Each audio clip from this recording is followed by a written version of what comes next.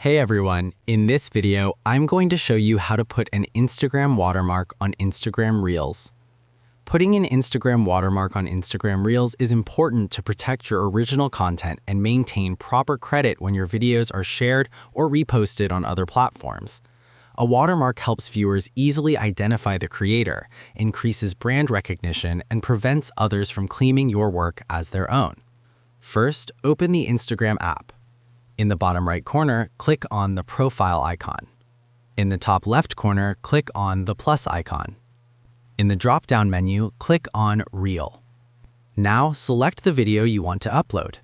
In my case, I will upload this video. Now you can edit the video and apply effects, filters, music, text, stickers, etc., but I will leave it as it is and click on Next.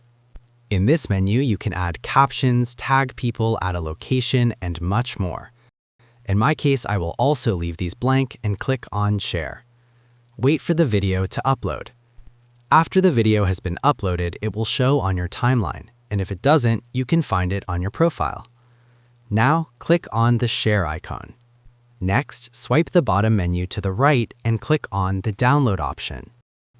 After the download is complete, come back and open your gallery.